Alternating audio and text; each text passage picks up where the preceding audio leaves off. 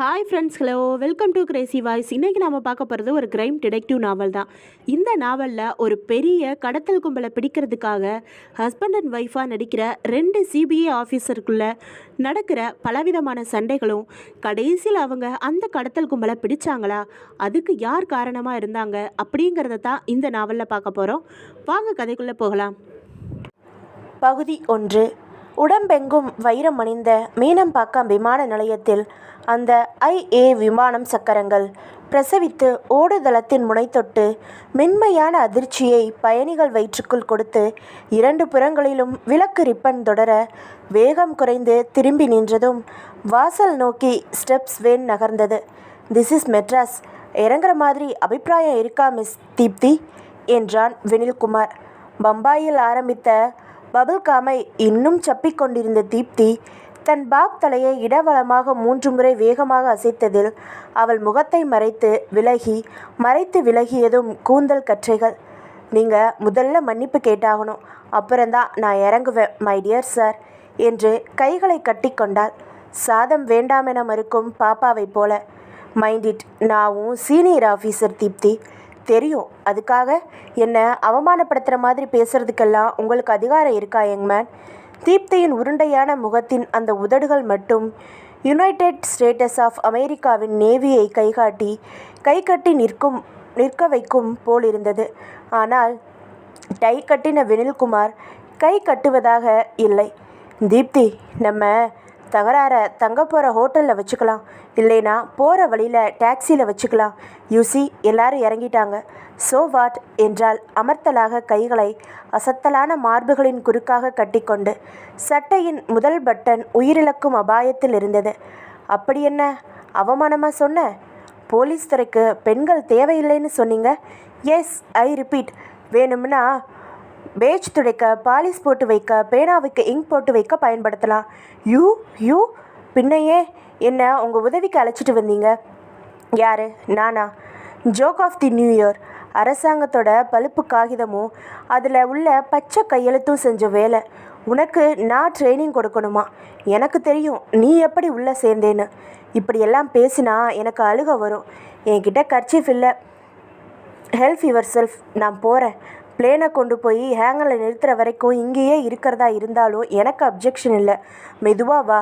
Hotel touch out, room number 507. Right. Vinil Kumar தனது ப்ரீஃப்கேஸை எடுத்துக்கொண்டு மஃப்ளரை கழுத்தில் விசிறி விமானத்தை விட்டு இறங்கினான். கன்வேயர் பெல்ட்டில் அனாதையாக சுழன்று கொண்டிருந்த இவனுடைய மற்றும் அவளுடைய பெரிய பெட்டிகளை பார்த்தான். முதலில் தன்னுடையதை மட்டும் எடுத்துக்கொண்டான். 3 வினாடி யோசனைக்கு பின் அவளுடையதையும் எடுத்து ஒரு ட்ராலியில் வைத்து திரும்ப தேங்க்யூ ஹெவார்ட் என்றாள் முதுகில் தீப்தி. உன் மேலே இறக்கப்பட்டு எடுக்கலை, திருட்டு போயிடக்கூடாதேன்னு எடுத்து வச்சேன். டாக்ஸி ஏறுறதுக்கு முன்னாடி துப்பிடு, எனக்கு பிடிக்கல. கிளவி பாக்கு மெல்ற மாதிரி ஹோல் ஜேர்னி. தொப்பியாச்சு என்றால் நடந்து கொண்டே ஒரு குப்பை பேஸ்கட்டில் துப்பி நிமிர்ந்த தீப்தி. Latest talk. எந்த வகையில் போலீஸுக்கு பெண்கள் அன்ஃபிட்? டைம் என்ன தீப்தி? 10 minutes to 10. இந்தியாவில் இந்த மார்கழி மாத குளிர் ராத்திரியில் இப்போ யாரும் வாதம் பண்ணிக்கிட்டு இருக்க மாட்டாங்க. நாம் நாளைக்கு பேசலாம். Will you please keep quiet? Vinil Kumar டாக்ஸியை அமர்த்தி பின் சீட்டில் அமர்ந்து அவளுக்காக மற்றொரு கதவை திறந்துவிட அவள் அதை கோபமாக சார்த்தி முன்புறம் திறந்து டிரைவருக்கு அருகில் அமர்ந்து கொண்டாள். கார் புறப்பட்டது. வினில்குமார் விரல்களால் தலையை கோதிக்கொண்டு டிரைவர் என்று அவள் தோளில் தட்டி சிகரெட் பாக்கெட்டை நீட்ட டிரைவர் ஒன்றை உருவிக்கொண்டு தேங்க்ஸ் சார் என்றான். லைட்டரில் தன்னுடையதை பற்ற வைத்து கொண்டு முன்புறம் எக்கி டிரைவர் சிகரெட்டுக்கும் பற்ற வைத்தான். தீப்தி, யூ ஸ்மோக் என்றான் கிண்டலாக. ஷுவர், ஆனால் இந்த மட்டமான பிராண்ட் இல்லை. சீராக தடுக்கி அவளின் வலது கன்னத்தை தொட்ட சாலை விளக்கின் வெளிச்சத்தில் காதோர பூனை ரோமங்களும் கடவாய்ப்பழ இறுக்கத்தின் மெல்லிய அசைவுகளும் ரசிக்க தகுந்ததாய் இருந்தது. ஹோட்டல் டச் அவுட் நேரு சிலைக்கு அருகாமையில் 6 மாடிகளுடன் நின்றது. ரிசப்ஷன் ஃபார்மாலிட்டிஸ் முடிந்து லிஃப்ட் உபயோகித்து வராந்தாவில் நடந்து 10 நிமிடங்களில் அவர்கள் அந்த பெரிய அறைக்குள் இருந்தார்கள். கதவை சாத்தியதும் சொன்னான், சில அடிப்படையான விஷயங்களை மனசில் முதல்ல வாங்கிக்கங்க. எனக்கு விருப்பமோ இல்லையோ இந்த கேஸில் நீ தான் எனக்கு அசிஸ்டண்ட். உனக்கு பிடிக்குதோ இல்லையோ நான் தான் உன் மாஸ்டர். முதல் விஷயம், கேள்விகள் கேட்காத. சொல்ல வேண்டியதை எதையும் நானே சொல்லுவேன். நான் சொல்கிற எதையும் சின்சியராக செய். இந்த ஹோட்டலை பொறுத்த வரைக்கும் நாம் யார் தெரியுமா? தெரியும், நீங்கள் மிஸ்டர் சந்தோஷ், நான் மிஸ்ஸஸ் மாலினி சந்தோஷ். ஊர் சுற்றி பார்க்க வந்த தம்பதியாக டூரிஸ்டாக வந்திருக்கோம், சரியா? இதை சொன்னதுக்கே பெருமிதமா? ரெண்டாம் வாய்ப்பாடு எல்லாரும் சொல்லுவாங்க. இப்போ எனக்கு குளிருது என்று சோம்பல் முறித்தான் வினில்குமார். ஏய் அதுக்கு என்று நெஞ்சில் கை வைத்து மிரண்டாள்.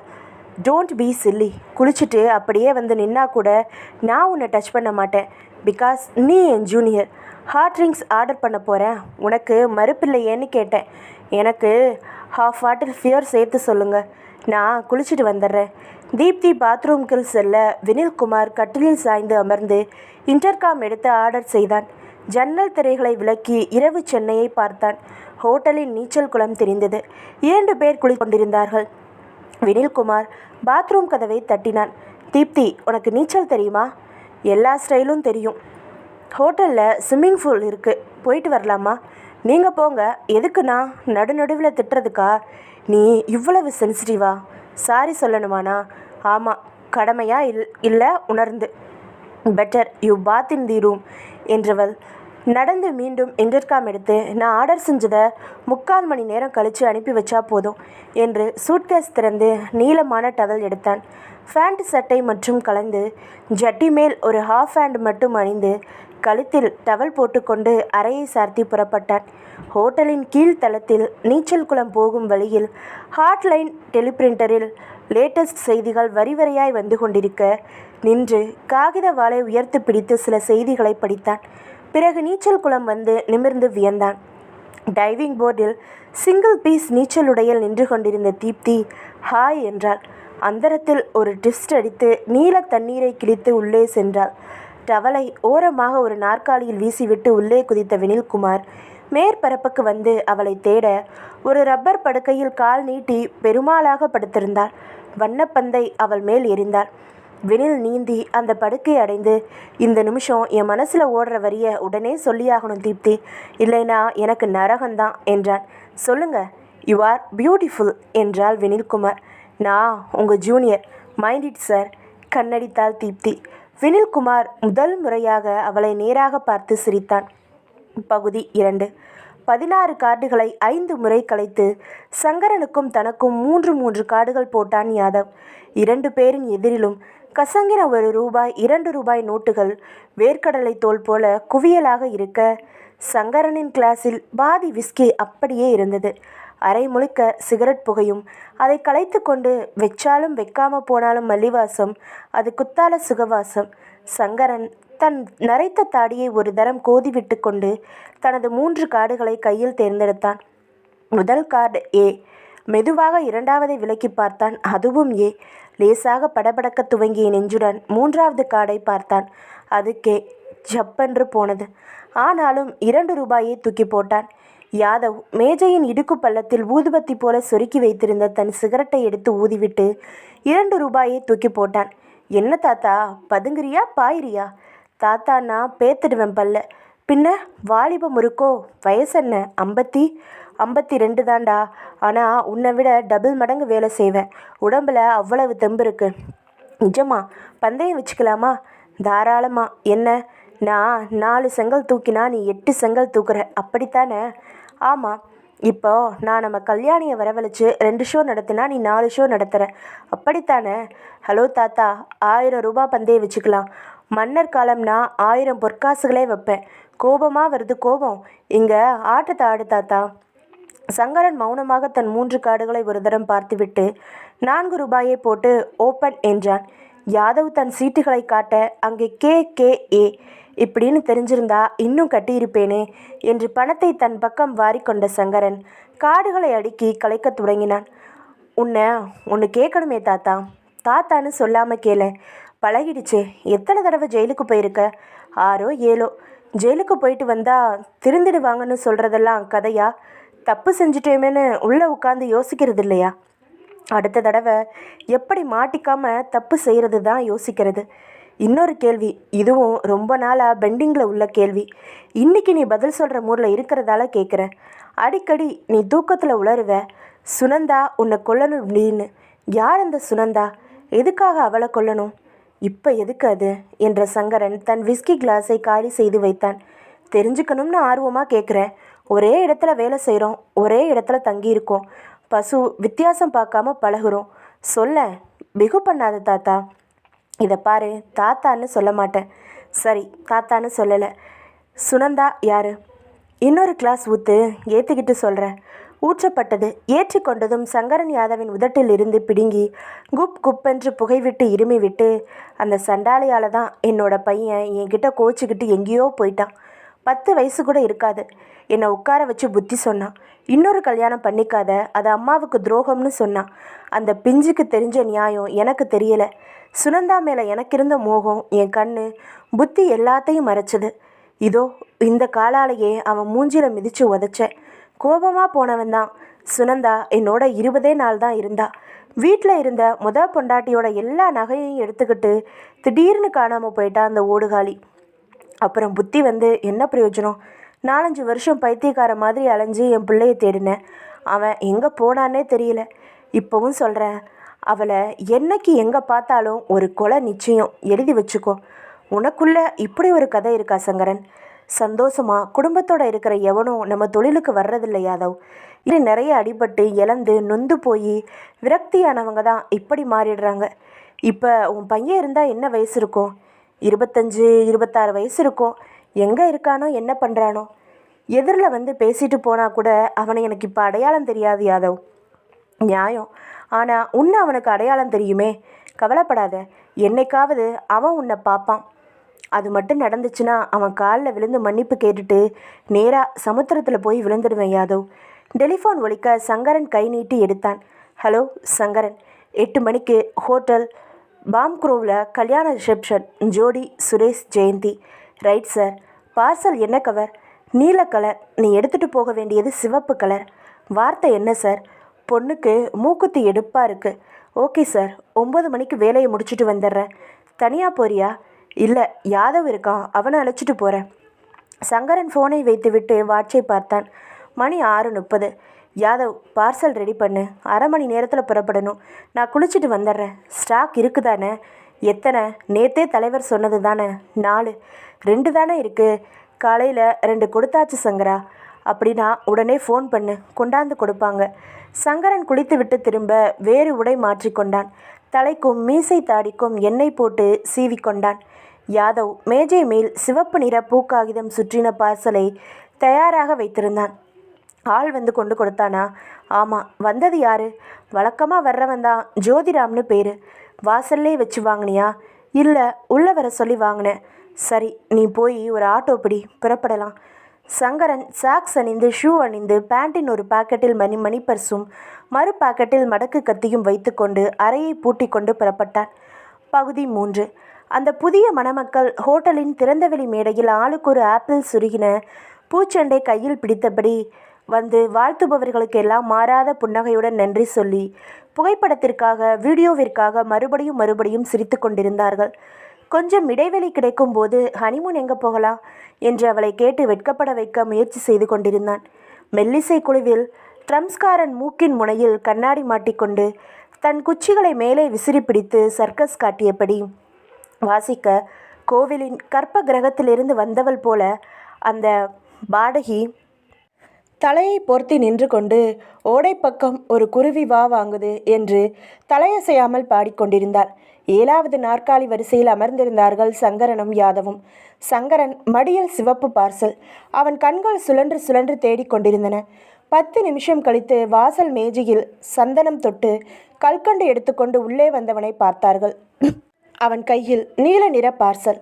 யாதவ் இவன் தொடைய சுரண்ட தன் பார்சலுடன் எழுந்து கொண்டான் சங்கரன். அந்த வெள்ளை பேண்ட்காரனை நோக்கி இயல்பாக நடந்தான். அவன் அருகில் சென்று ஹலோ என்றான் சங்கரன். பொண்ணுக்கு மூக்குத்தி எடுப்பா இருக்கு என்றான். உடனே அவன், ஆனா பையனை விட நிறம் கம்மி என்று விட்டு அருகில் ஒரு நாற்காலியில் அமர்ந்தான். அவனுக்கு அருகாமை நாற்காலியில் சங்கரன் அமர்ந்தான். சில வினாடிகளில் இவனுடைய சிறப்பு பார்சல் அவனிடமும் அவனுடைய நீல பார்சல் இவனிடமும் இடமாறியது. அவன் தன் கையோடு கொண்டு வந்த ஜிப் வைத்த பெரிய பையை திறந்து உள்ளே பார்சலை வைத்து மூடிவிட்டு சில வினாடிகளில் எழுந்து நடக்க துவங்கினான். சங்கரன் டாய்லெட் எந்த பக்கம் என்று விசாரித்து கொண்டு சென்று கதவை சாத்தி கொண்டு வாங்கின நீல பார்சலை ஜாக்கிரதையாக பிரித்தான். உள்ளே 500 ரூபாய் கட்டுகள் 2 இருந்தன. இரண்டையும் 2 பேண்ட் பாக்கெட்டுகளில் நுழைத்து கொண்டு பார்சல் காகிதத்தை பீஸ் பீஸாக கிழித்து பீங்கான் வட்டத்தில் போட்டு ஜெயினை இழுக்க வேகமான தண்ணீர் ஒரு துண்டு காகிதத்தையும் விடாமல் அடித்து கொண்டு சென்றது. சங்கரன் வெளியே வந்து கட்டை விரல் நிமிர்த்தி காட்ட யாதவ் வாசலுக்கு நடக்கத் தொடங்கினான். 20 அடி இடைவெளி விட்டு சங்கரன் அவனை தொடர்ந்தான். பிறகு ஒரு ஆட்டோ பிடித்து வழியெல்லாம் மௌனத்திருந்தார்கள். ராயப்பேட்டையில் உதயா பர்னிச்சர் மார்ட் முன்னால் இறங்கி கொண்டார்கள். உதயா பர்னிச்சர் மார்ட் 3 மாடிகள் வைத்திருந்தது. நாற்காலிகள், ஷோபாக்கள், ட்ரெஸ்ஸிங், டைனிங் மேஜைகள் என்று ஒவ்வொரு பகுதியில் அடுக்கப்பட்டு விலை ஒட்டப்பட்டு அதை படித்து சொல்லி பில் போட தாவணி பெண்கள் நிற்க வைக்கப்பட்டிருந்தார்கள். சங்கரனும் யாதவும் பழகியவர்களாக அந்த கடைக்குள் நுழைந்து படிகள் ஏறி 3வது மாடிக்கு வந்தார்கள். அங்கே ஒரு அறை வாசலில் ஸ்டூல் போட்டு அமர்ந்திருந்தவன் இவர்களை பார்த்ததும் எழுந்து கொண்டான். இருக்கிறாரா என்றார் சங்கரன். இருக்காரு, யாரோடவோ பேசிக்கிட்டு இருக்காரு, அவரு வந்துடட்டும் என்று சங்கரன் அருகில் ட்ரம்மில் பைப் திறந்து தண்ணீர் பிடித்து குடித்தான்.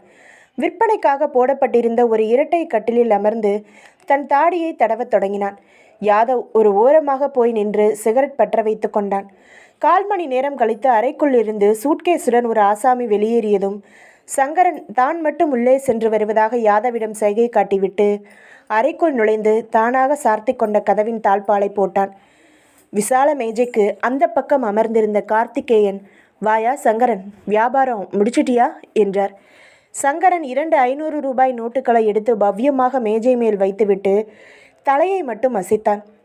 சமீபத்தில் மொட்டையடித்து மீண்டும் வளரத் துவங்கியிருந்த குத்தூசி தலைமுடியை நெற்றியில் குங்கும பொட்டுமாக இருந்த கார்த்திகேயன் முழுக்கை சட்டை போட்டு அதன் கைகளை முழுக்கை வரை மடக்கிவிட்டிருந்தான். பாலிஸ்டர் வேஷ்டி. கார்த்திகேயன் மேஜை டிராயரை திரண்டு 2 கட்டுக்களையும் எடுத்து உள்ளே போட்டுக்கொண்டு, எதுவும் பிரச்சனை இல்லையே என்றார். இல்லை தலைவரே, யாதவ் புது ஆள், அவன்கிட்ட லொடலொடன்னு எதுவும் கொட்ட வேண்டாம். உன் உதவிக்கு தான் அவனுக்கு ரொம்பவும் நுணுக்கமாக எல்லாம் சொல்லிக்கிட்டு இருக்க வேணாம், புரிஞ்சதா? சரி, ஹைதராபாத் சமாச்சாரம் கேள்விப்பட்டியா? எது? நம்ம கனெக்ஷன் தான், தேவப்பிரசாத். ஆமாம், மாட்டிக்கிட்டதா பேப்பரில் படித்தேன். அது நேத்தைய பேப்பர். போலீஸ் கஸ்டடியில் இருந்த அவனை இன்னைக்கு காலையில் தீர்த்தாச்சு. நாளைக்கு பேப்பரில் படிப்பேன். நிஜமாவா? அப்போ நிம்மதி தான். அவன் வாயை திறந்தா நமக்கு கூட டேஞ்சர்னு பேசிக்கிட்டோம். நமக்கு மட்டும் இல்லையா, இந்த சங்கிலியில் இருக்கல அத்தனை பேருக்குமே danger.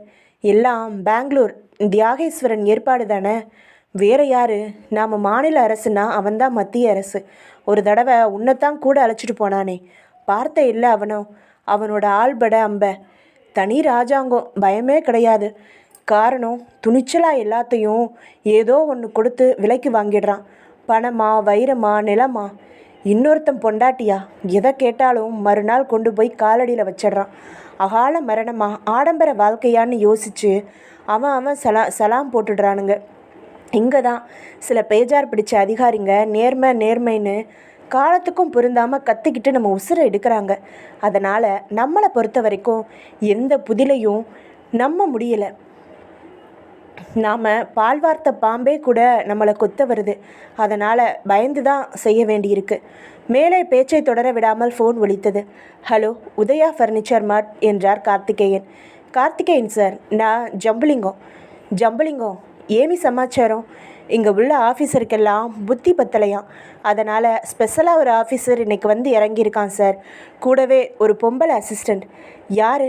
Vinil Kumar Deepthi, Bombay CBI branch. எங்கள் ஹோட்டல் டச் அவுட்டில் ரூம் நம்பர் 507 சந்தோஷ் மாலினி சந்தோஷ்ங்கிற பேரில் தங்கியிருக்காங்க. ரொம்ப தேங்க்ஸ் சம்பளிங்கம். நான் இப்போவே ஒரு நாயை போட்டு மோப்பம் பிடிக்க ஆரம்பிச்சிடுறேன். நரி வளமாக போனால் என்ன, இடமா போனால் என்ன, நம்ம மேலே விழுந்து புராண்டாமல் போனால் சரிதான். என்ன நான் சொல்கிறது? நான் சொன்னது ஹாஸ்யம் போல அதற்குத்தானே சிரித்து கொண்டு ஃபோனை வைத்துவிட்டு கார்த்திகேயன் சுழல் நாற்காலியை திருப்பி கொண்டு, யாதவ் கூட வந்திருக்கானா என்றார். ஆமாம், அவனை கூப்பிடு. வினாடிகளில் அவசரமாக வாயில் மவுத் ரெஃப்ரெஷனரை வில்லைகளை போட்டுக்கொண்டு உள்ளே வந்து ஆஜரானான் யாதவ். கார்த்திகேயன் ஒரு காகிதத்தில் எழுதினார். அவனிடம் நீட்டி படி என்றார். யாதவ் வாய்விட்டு படித்தான். Room number 507, hotel touch out. Santhosh, Malini Santhosh. நிமிர்ந்து பார்த்தான். அந்த பேரில் தங்கியிருக்காங்க. நிஜ பேர் வினில்குமார் தீப்தி. பம்பாயிலிருந்து வந்திருக்கிற சிபிஐ. இனிமே அவங்களுக்கு சொந்த நிழல் கிடையாது, நீதான் நிழல். புரிஞ்சதா? புரிஞ்சது சார். அப்பப்போ எனக்கு ஃபோன் பண்ணி தகவல் சொல்லு. எப்படி நிழலாக போறேடா மண்டு.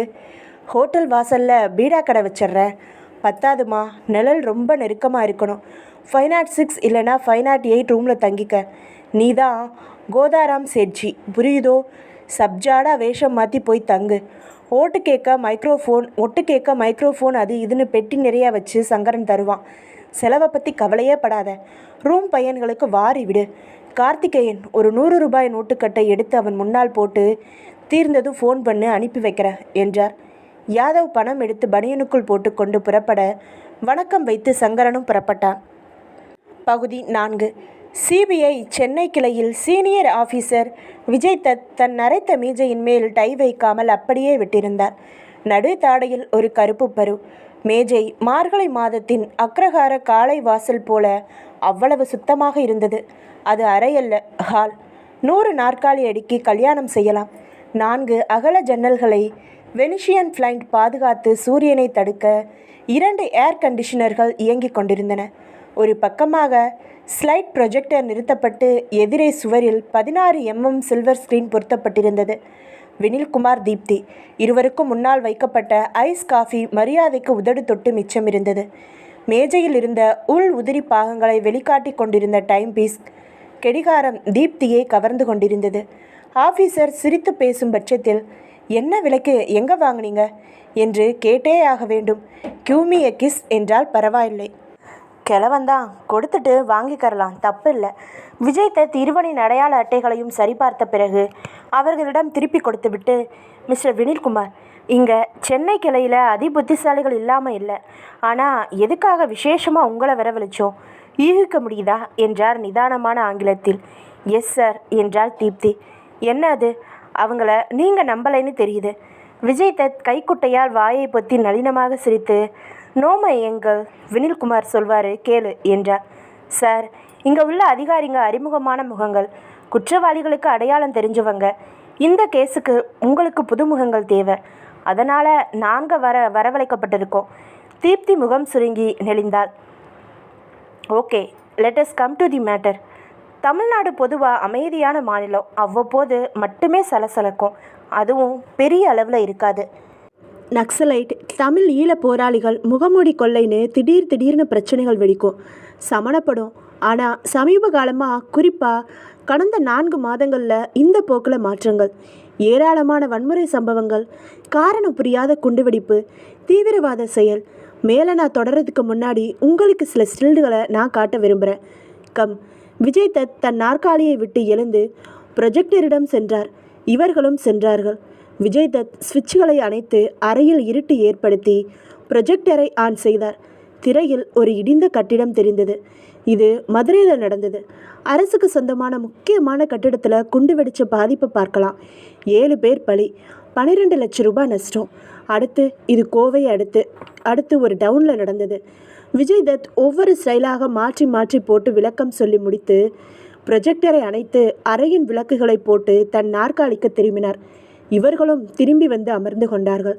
சில சம்பவங்களில் குற்றவாளிகள் கைது செய்யப்பட்டு வழக்கு நடக்குது. சில இதில் இன்னும் குற்றவாளிகள் அகப்படவே இல்லை. அத்தனை குற்றங்களும் தனித்தனியாக வழக்கப்பதிவு செய்யப்பட்டு விசாரணை நடந்துட்டு தான் வருது. தமிழக போலீஸ் நம்மக்கிட்ட ஒப்படைச்சிருக்கிற பொறுப்பு அந்த குற்றவாளிகளை பிடிக்கிறதில்ல. பின்ன என்றால் தீப்தி ஆர்வ கோளாறில். குறுக்கிடாத எங்கள், நானே சொல்ல மாட்டேனா? புன்னகைத்த விஜய் தத்துக்கு தீப்தி தன் மனதுக்குள் பழிப்பு காட்டினார். விஜய் தத் தொடர்ந்தார். இந்த சம்பவங்களை நிகழ்த்தின குற்றவாளிகளுக்கு எந்தவித சம்பந்தமும் இல்லை. ஆனால் மற்றொரு ஆச்சரியமான ஒற்றுமையை போலீஸ் கண்டுபிடிச்சிருக்கு. உபயோகிக்கப்பட்ட நவீன ரக ஆயுதங்கள், வெடிகுண்டுகள் ஒரே மாதிரியானது. அது எந்த நாட்டை சேர்ந்ததுங்கிறதையும் கண்டுபிடிச்சிட்டாங்க. அந்த நாட்டோட வெடிகுண்டுகளும் ஆயுதங்களும் வேறு சில மாநிலங்கள்லையும் கைப்பற்றி இருக்காங்க. ஆனால் அதை அதிக அளவில் உபயோகப்படுத்துறது தென் மாநிலங்களில். ஒரு திறமையான கும்பல் மிக அற்புதமாக இந்த ஆயுத வியாபாரத்தில் ஈடுபட்டுக்கிட்டு இருக்காங்க. அந்த கும்பலோட எல்லா வகையான தீவிரவாத கோஷ்டிகளும் தொடர்பு வச்சிருக்கு. அந்த கும்பல் தான் இந்த வன்முறை சம்பவங்களுக்கு உயிர் நாடி. அந்த நெட்வொர்க்கை பிளான் செஞ்சு பிடிக்கணும். இதுதான் உங்களுக்காக காத்துக்கிட்டு இருக்கிற அசைன்மெண்ட். வினில்குமார் ஏதோ சொல்ல வாயெடுத்த போது ஒரு சந்தேகம் என்றாள் தீப்தி. புத்திசாலித்தனமாக கேளு என்றார் விஜய்தத். இதுவரை சிக்கிற குற்றவாளிகளில் யாரும் தங்களுக்கு ஆயுதம் சப்ளை செஞ்சது யாருன்னு சொல்லவே இல்லையா சார்? சொல்லியிருந்தா மெனக்கெட்டு வினில்குமாரையும் அவரோட ஒரு அவசர கொடுக்க உதவியாளரையும் வரவழைச்சிருக்க மாட்டோம். தீப்திக்கு முகம் துடைக்க கைக்குட்டை தேவைப்பட்டது. அந்த ஆயுதங்களை பற்றி விவரங்கள் சேகரித்தது யாரு என்றால் வினில்குமார். நியூட்டன் ஒரு ஸ்பெஷல் பிரான்ச் கிரைம் இன்ஸ்பெக்டர். அவர் விலாசம் தர்றேன். அவர்கிட்ட ஏற்கனவே உங்களை பற்றி சொல்லியிருக்கேன். உங்களுக்கு தேவையான எல்லா தகவல்களையும் அவர் தருவார். எனிமோர் கொஸ்டின்ஸ் என்ற விஜய்தத் உரைக்குள் போடப்பட்டிருந்த ஒரு ஃபைலை வினில்குமார் பக்கம் நகர்த்தினார். தேவையான மெட்டீரியல்ஸ் இதில் இருக்குது. வினில்குமார் தன் ப்ரீஃப்கேஸை எடுத்து மடியில் வைத்து திறந்து அந்த ஃபைலை வைத்து கொண்டார். விஜய்தத் 2 விலாசங்கள் மற்றும் ஃபோன் நம்பர்கள் எழுதின காகிதத்தை நீட்டினார். ஒன்று நியூட்டனின் விலாசம், மற்றொன்று ஆஃபீஸர் கோதண்டராமன் விலாசம். உங்களுக்கு ஒட்டகம் இல்லை சிங்கப்பால் அல்லது ஏவுகணையோ தேவைப்பட்டாலும் 1 மணி நேர அவகாசத்தில் உங்கள் முன்னாடி நிறுத்துவார். Wish you good luck. கை குலுக்கினார். இருவரும் எழுந்து கொண்டார்கள். கோதண்டராமன் தான் உங்கள் ரிப்போர்ட்டிங் ஆஃபீஸர். அவரை வீட்டில் இன்னைக்கு மாலை 6 மணிக்கு சந்திக்கிறீங்க. ஓகே? ஓகே சார் என்று வெளியே நடக்க தீப்தி ஒரு வினாடி தயங்கி அந்த டைம் பீஸை பார்த்தாள். கேட்க வேண்டாம் என்று முடிவு செய்து வினில்குமாரை தொடர்ந்தாள்.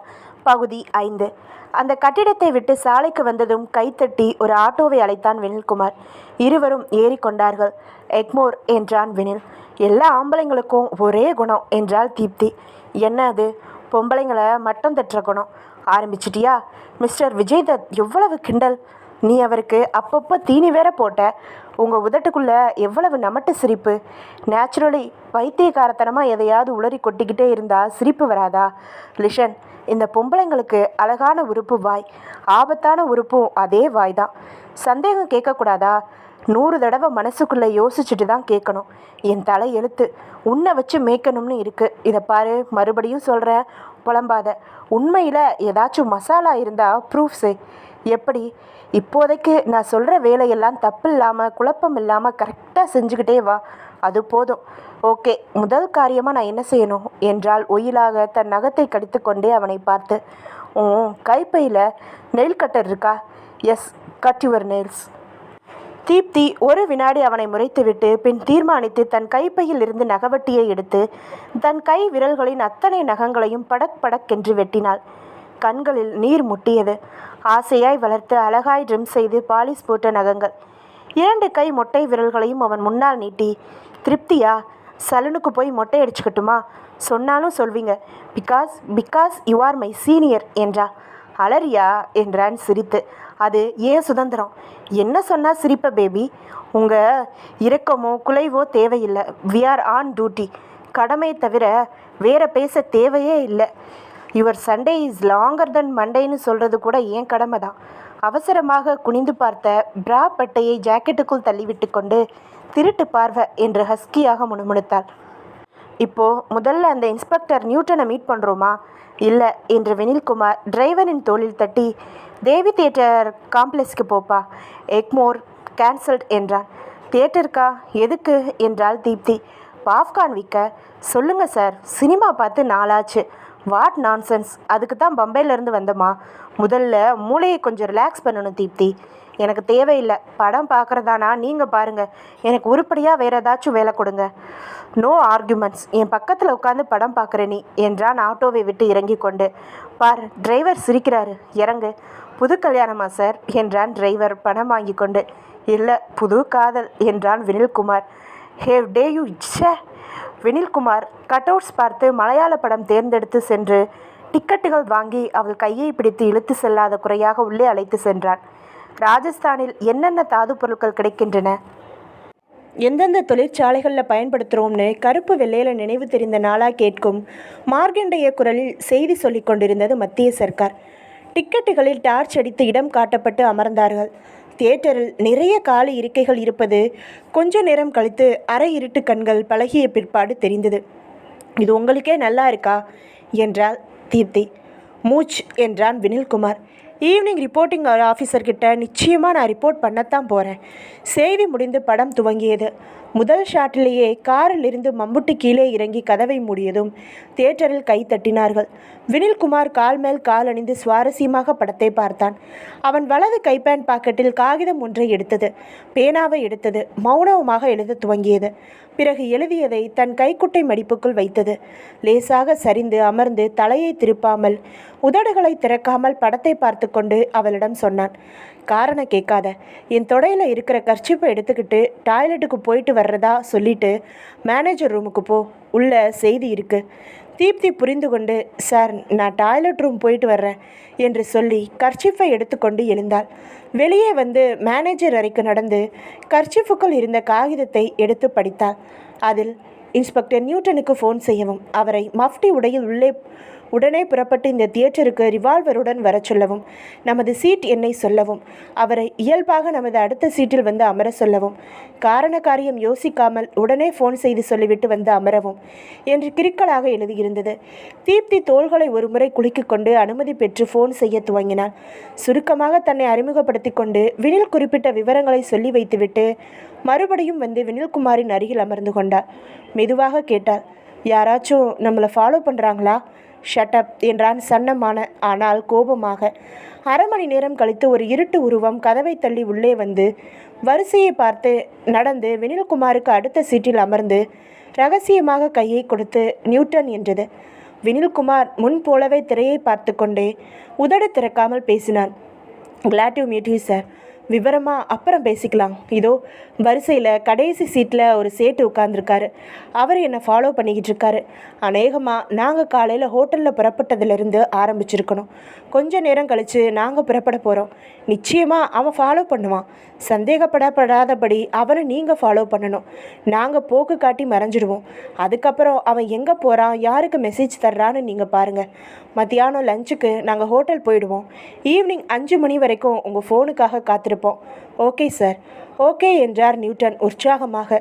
பல நிமிடங்கள் இடைவெளி விட்டு சற்று உறக்க சொன்னான் வினில்குமார். படம் போர் அடிக்கல? ஆமாம் என்றாள் தீப்தி. போயிடலாம் என்று எழுந்தான். தீப்தியும் அவனும் வெளியேறிய சில வினாடிகள் கழித்து சேட் எழுந்தார். அவர் எழுந்து வெளியேறியவுடன் நியூட்டன் எழுந்தார். பகுதி 6. Hotel touch out. மாலை வெயில் மணப்பெண் போல ஏராளமாய் மஞ்சள் தேய்த்து குளித்திருந்தது. கையில் பென்சிலுடன் அதிகாரி விஜய்தத் கொடுத்த ஃபைலை பக்கம் பக்கமாக கவனமாக பார்த்து கொண்டிருந்தான் வினில்குமார். டெலிவிஷனில் கார்ட்டூன் வீடியோ படம் போட்டுக்கொண்டு கையில் இருந்த குளிர்பானத்தை அரை மணி நேரமாக சொட்டு சொட்டாய் உறிஞ்சி கொண்டிருந்தாள் தீப்தி. அறையின் அழைப்பு மணி ஒலித்தது. தீப்தி திரும்பி வினில்குமாரை பார்த்தாள். பீப் ஹோல் வழியாக பார்த்துட்டு தர. பார்த்துவிட்டு இன்ஸ்பெக்டர் நியூட்டன் என்று விட்டு திறந்தாள். நியூட்டன் உள்ளே வந்தார். நீராவி ரயில் இன்ஜினை போல ஒரு நீண்ட மூச்சு விட்டார். அவசர தாகத்திற்காக பானையோடு கவிழ்த்து சட்டையெல்லாம் நனைந்து கொட்டதைப் போல அப்படி வியர்த்திருந்தார். உட்காருங்க சார். என்னாச்சு என்றான் வினில். நான் ரொம்ப வெக்கப்படுறேன் சார். ஏன்? நான் அவனை மிஸ் பண்ணிட்டேன். என்னை அவன் கவனிக்கக்கூடாதுன்னு எச்சரிக்கையாக தான் ஃபாலோ செஞ்சேன். ஆனாலும் அவன் எப்படியோ புரிஞ்சுக்கிட்டான்னு நினைக்கிறேன். டிமிக்கி கொடுத்துட்டான். பத்தாததுக்கு 2 இடத்துல பாலா போன டிராஃபிக் சிக்னல் வேலை குறுக்க வந்துடுச்சு. ரியலி ஐ ஆம் அஷேம்டு டு சே சாரி. விடுங்க, பரவாயில்ல. அவன் காலையிலேருந்து எங்களை ஃபாலோ செஞ்சுருக்கணும். எனக்கு அவன் முகம் பதிவாயிடுச்சு. மறுபடியும் நிச்சயமாக முயற்சி செய்வான். அவன் மேலே நம்ம நேரத்தை வீணடிக்க வேணாம். சிகரெட்? தேங்க்யூ என்று ஒன்றை உருவிக்கொண்டார். தீப்தி, காஃபி சொல்ல. தீப்தி இன்டர்காம் எடுத்து பேசிவிட்டு டெலிவிஷனை அணைக்க சென்றார். லீவ் இட், அது பாட்டுக்கு ஓடட்டும். தொந்தரவாக இல்லை இப்போ சார். 3 வெடிகுண்டு சம்பவங்கள் எனக்கு முக்கியமாக படுது. ஃபைல்களில் பார்த்ததில்ல. தேனி, கோயம்புத்தூர், மணப்பாறை, இந்த 3 கேஸ்களையும் நீங்கள் தான் கடைசியாக டீல் பண்ணியிருக்கீங்க. இந்த சம்பவங்களில் எதிரிங்க பயன்படுத்தின வெடிகுண்டுகள் ஒரே வகையான தயாரிப்புங்கிறதுல உங்களுக்கு சந்தேகமே இல்லையே? இல்லை சார். ஃபோட்டோஸும் லேப் ரிப்போர்ட்டும் கொண்டு வந்திருக்கேன். நியூட்டன் தான் கொண்டு வந்த சூட்கேஸை திறந்து உள்ளிருந்து 3-4 ஃபைல்களை எடுத்து வெளியில் வைத்தார். அதையெல்லாம் நான் நிதானமாக படிச்சுக்கிறேன். இந்த சம்பவங்களில் ஈடுபட்ட எதிரிகள் நிச்சயமாக வெவ்வேறு கும்பல்கள் தான். அதுலேயும் நீங்கள் உறுதியாக இருக்கீங்க, right? Yes sir. No arrest. Yes, no arrest. அவ்வளவு சாமர்த்தியம் கிடைச்சா ஸ்பீக்கர் ஃபிங்கர் பிரிண்ட்ஸ் எல்லாமே புதுசு. அறையின் அழைப்பு மணி ஒலித்து அனுமதி தரப்பட்டதும் காஃபியுடன் ரூம் பாய் உள்ளே வந்தான். அவன் சென்றதும் வினில்குமார், ஓகே, இதெல்லாம் இருக்கட்டும், நாளைக்கு காலையில் எனக்கு ஒரு லிஸ்ட் வேணும், தயாரித்து தர முடியுமா என்றான். என்ன லிஸ்ட்டு சார்? கடந்த ஒரு வருஷத்தில் தமிழ்நாடு முழுக்க பயங்கரமான வெளிநாட்டு ஆயுதங்களை கையில் வச்சுருந்ததா அரெஸ்ட் செய்யப்பட்டவங்களோட லிஸ்ட் வேணும். 15 நாள் 1 மாத சிறை தண்டனையோடு அவங்க விடப்பட்டிருக்கலாம். அப்படி ஆயுத குற்றத்தில் சிறை வைக்கப்பட்டு வெளியில் விடப்பட்டவங்களோட லிஸ்ட், அவங்க எந்த சிறையில் வைக்கப்பட்டிருந்தாங்கங்கிற விவரங்கள், இதெல்லாம் வேணும். நியூட்டன் எழுந்து கொண்டு, நீங்கள் கேட்ட லிஸ்ட்டை காலையில் தான் தர பார்க்குறேன், முடியலைனா ஈவினிங்குள்ளே தந்துடுறேன் என்றார். ஓகே என்று கை குலுக்கின வினில்குமார், அப்புறம் நான் தியேட்டர்லேருந்து வந்ததுமே இந்த ரூமில் ஏதாவது மைக்ரோஃபோன்ஸ் ஒளிச்சு வைக்கப்பட்டிருக்கான்னு செக் பண்ணிட்டேன். அப்படி எதுவும் இல்லை. ஆனால் ஏதாவது கண்ணுக்கு தட்டுப்படாத பக்கிங் சிஸ்டம் இருக்கான்னு கண்டுபிடிக்கிற சென்சார்ஸ் உங்கள் டிபார்ட்மெண்ட்டில் இருக்கும். அதை யார்கிட்டையாவது கொடுத்து அனுப்ப முடியுமா? செக் பண்ணிக்கிறது நல்லது. ஷியர், நான் அனுப்பி வைக்கிறேன். உங்கள் ரூம்குள்ளேயே கொண்டு வந்து மைக்ரோஃபோன் வைக்கிற அளவுக்கு விவகாரமான குற்றவாளிகள் இன்னும் தமிழ்நாட்டில் தயாராகலை சார் என்று சிரித்து கொண்டே சொன்ன நியூட்டன் புறப்பட்டார். அடுத்த அறையில் காதில் ஹியரிங் செட் மாட்டிக்கொண்டு அத்தனை உரையாடல்களையும் கேட்டுக்கொண்டிருந்த யாதவ் சுவரில் ஒட்டி வைத்திருந்த வால் ஸ்னூப்பர் கருவியை அதன் வேக்கம் பிடியில் இருந்து விடுவித்து எடுத்தான். தமிழ்நாட்டு குற்றவாளிகளை ரொம்ப மட்டமாக நினைத்து விட்டீங்களே துப்பறியும் புலிகளே. யாதவ் ஃபோனை எடுத்தான். ரிசப்ஷனில் நம்பர் சொல்லி தொடர்புக்காக காத்திருந்தான். ஃபோன் மணி எதிர்முனையில் ஒலிக்கத் தொடங்கியது. ஹலோ சங்கரன். தாத்தா, நான் யாதவ் பேசுகிறேன். டச் அவுட் ஹோட்டல்லேருந்து பேசுகிறேன். நான் அந்த சிபிஐ ஆஃபீஸர்களை ஃபாலோ பண்ணுறதை அவங்க புரிஞ்சுக்கிட்டு என்னை மடக்க லோக்கல் இன்ஸ்பெக்டரை ஏவிட்டாங்க. நான் தண்ணி காட்டிட்டு அவங்க பக்கத்து ரூம்லேயே உட்காந்து அவங்க பேசுகிறது எல்லாம் கேட்டுக்கிட்டு ஆனந்தமாக பீர் குடிச்சிக்கிட்டு இருக்கேன். அட பாவி, அவங்க கையில் மாட்டிட போகிறேன். மாட்டேன். நான் இனிமேல் ரூமை விட்டு வெளியில் வரப்போகிறதே இல்லை. அவங்க என்ன பேசிக்கிறாங்கன்னு ஒட்டு கேட்டு அப்பப்போ உனக்கு ஃபோன் பண்ணுறேன். நீ ஃபர்னிச்சர் மார்ட்டுக்கு ஃபோன் பண்ணி பேசிடு. தலைவர்கிட்ட விவரம் சொல்லு. அவங்கள ஃபாலோ பண்ணணும்னா வேறு ஆளை ஏற்பாடு செய்ய சொல்லு. நான் ஒட்டு கேட்டு தகவல் மட்டும் அனுப்புகிறேன். ரூமை விட்டு வராத வரைக்கும் பிரச்சனையே இல்லை. நீ தலைவர்கிட்ட விவரமாக பேசு. ஒருவேளை இது டேஞ்சர்னு ஃபீல் பண்ணி என்னை வர சொல்லிட்டா நைஸாக வந்துடுறேன். சரி, கேட்டு சொல்கிறேன். அந்த குட்டி தீப்தி என்ன சிக்கன் இருக்கா தெரியுமா தாத்தா? யாதவ் எச்சரிக்கையாரு. சிரித்து கொண்டே ஃபோனை வைத்த யாதவ் கையில் இருந்த பீர் பாட்டிலை மீண்டும் வாயில் கவிழ்த்து கொண்டான். பகுதி 7. 3 தினங்கள் கழிந்து சங்கரன் எழுந்தான். சோம்பல் முறித்தான். எழுந்து லுங்கியை சரியாக கட்டிக்கொண்டு தேதியை கிழித்தான். பல் விலக்கிவிட்டு வாசலில் ஜன்னல் கம்பியில் கட்டப்பட்டிருந்த துணி பைக்குள் போடப்பட்டிருந்த பாக்கெட் பாலையும் கதவிடக்கின் வழியாக தள்ளப்பட்டிருந்த தினத்தந்தியையும் எடுத்துக்கொண்டான். சமையல் பகுதியில் கேஸ் அடுப்பை பற்ற வைத்து பாலை பாத்திரத்தில் ஊற்றி வைத்துவிட்டு ஸ்டூலில் அமர்ந்து பேப்பரை புரட்டினான். தலைப்பு செய்திகளோடு மேய்ந்தான். 4வது பக்கத்தில் கட்டம் கட்டி வெளியிடப்பட்டிருந்த விளம்பரம் அவனை ஈர்த்தது. அன்புள்ள அப்பா, நீ எங்கே இருக்க? அப்பா, ஏதோ கோல உன்னை விட்டு பிரிஞ்ச. எங்கே போன? எப்படியோ வளர்ந்த வாழ்க்கை எனக்கு நினைவுறுத்தாத பாசத்தை சாவோட நிழல் அடையாளம் காட்டுது. ஆமாம், நீ வாழ்வோட இறுதி கட்டத்தில் இருக்க. இப்போ எனக்கு உங்களை பார்க்கணும்னு ஆவலாக இருக்குது. இதை நீங்கள் படிப்பீங்களா அப்பா? என்னை பார்க்க வருவீங்களா அப்பா? நம்பிக்கையுடன் தனபால். முகவரி: தனபால், அறை எண் 17, special ward, Paramasivam clinic, Adyar, Chennai 20.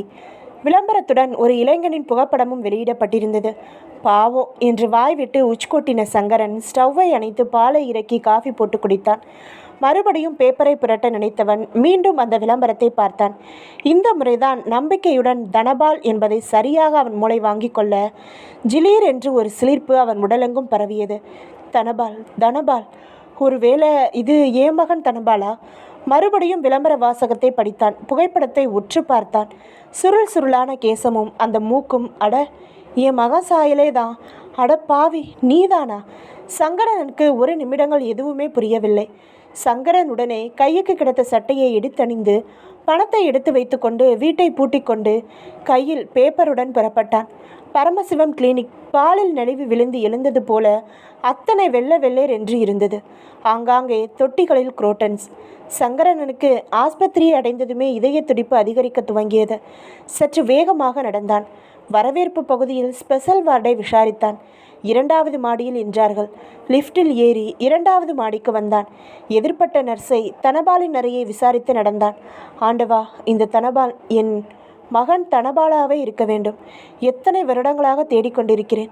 நான் உயிரை கையில் பிடித்து கொண்டு வாழ்ந்து கொண்டிருப்பதற்கான அர்த்தமே அவனை காண்பதென்பதுதான். அது இன்று நிறைவேறட்டும். சொல்லப்பட்ட அறையின் முன்னால் வந்து நடுங்கும் கரங்களால் கதவை தொட்டு உள்ளே தள்ளினான். உள்ளே கட்டிலில் மார்பு வரை போர்த்தி கொண்டு படுத்திருந்த இளைஞன் ஒரு புத்தகம் படித்து கொண்டிருந்தான். முகத்தில் 1 மாத தாடி இருந்தது. அருகில் ஸ்டூல் மேல் அவனுடைய மருந்து மாத்திரைகள் இருந்தன. கதவு திறக்கும் சத்தத்தில் அவன் நிமிர்ந்து பார்த்தான்.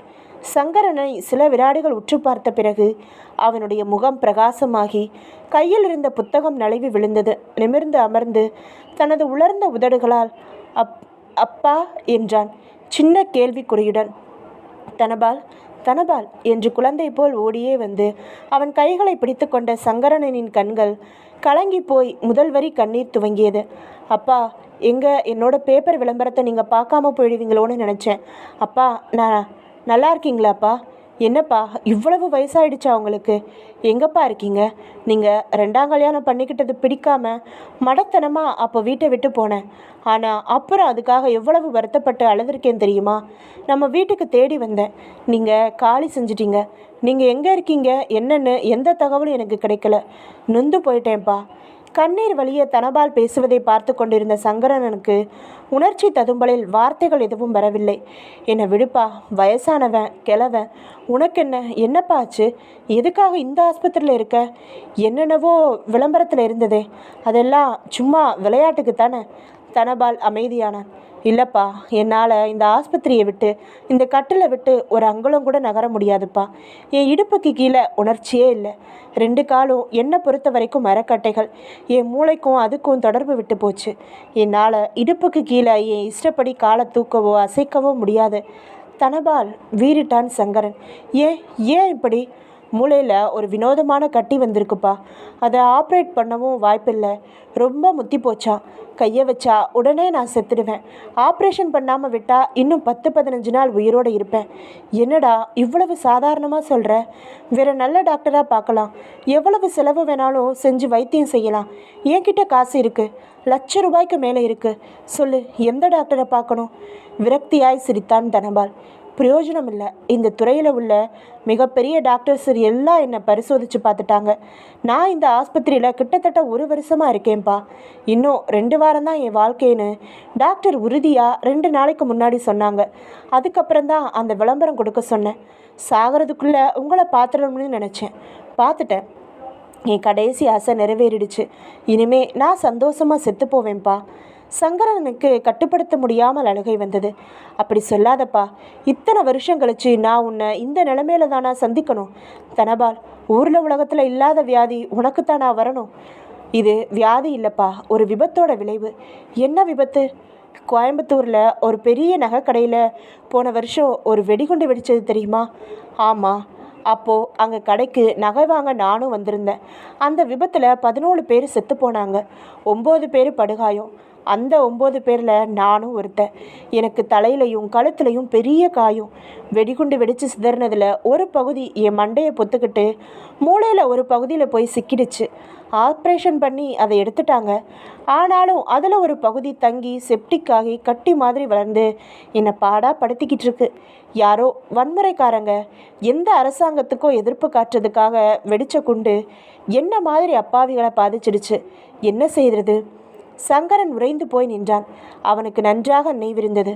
கோவை சம்பவத்தில் குறிப்பிட்ட அந்த வன்முறை கும்பலுக்கு சென்னையிலிருந்து அந்த வெடிகுண்டுகளை கொண்டு சென்று ஒப்படைத்து பணம் வாங்கி வந்தது அவன்தான். எத்தனை பெரிய பாவி நான்!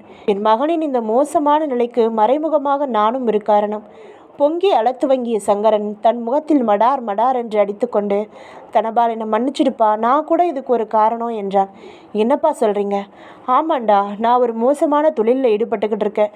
என்னை நீ ஈனமாக பார்த்தாலும் சரி, மூஞ்சியில் காரி துப்புனாலும் சரி, என் மனசுக்கு பிடிக்காம, ஆனால் ஒரு வித விரக்தியில் இந்த கொடுமையான தொழிலில் இருக்கேன். ஒன்றும் புரியலையேப்பா. தமிழ்நாட்டில் அங்கங்கே நிறைய கலவரம், வெடிகுண்டு வெடிக்கிறது, இதெல்லாம் நடக்குது. இதுக்கு அந்தந்த கும்பல்களுக்கு ஒரு குரூப் ஆயுதங்களை சப்ளை பண்ணி வியாபாரம் பண்ணுது. அதில் நானும் ஒரு கையாள். அப்பா என்றான் வெறுப்பாக தனபால். என்ன அப்படி பார்க்காதடா, உன்னை இழந்துட்ட சோகம் அதுதாண்டா என்னை வாழ்க்கையில் எந்த பிடிப்பும் இல்லாமல் இப்படி ஒரு கும்பலோடு சேர்த்து பாவகாரியம் பண்ண வச்சுது. என்னைக்காவது ஒரு நாள் உன்னை பார்த்து நான் காலில் விழுந்து மன்னிப்பு கேட்டுட்டு தற்கொலை பண்ணிக்கணும்னு இருந்தேன். ஆனால் உன்னோட சாவுக்கே நாள் குறிக்க நான் ஒரு அடிப்படை காரணகர்த்தாவாக வந்து சேருவேன்னு கனவுலையும் நினைக்கல. நான் வர்றேன். தப்பு தப்பு, போகிறேன். நேராக சமுத்திரத்துக்கு போகிறேன். ரேடியாக போயிடுறேன். இனிமே நான் உயிரோடு இருந்தால் அது பெரிய பாவம். சங்கரன் உணர்ச்சி வசப்பட்டு எழுந்து வேகமாக வாசலை நோக்கி நடக்க, அப்பா நான் சொல்கிறத கொஞ்சம் கேளுங்க, இப்படி வாங்க தயவு செஞ்சு என்று அவனின் கண்டிப்பான குரல் தடுத்து அவன் உத்தரவிற்கு கட்டுப்பட வைத்தது. இல்லடா, நான் சாகிறது தான் நியாயம்.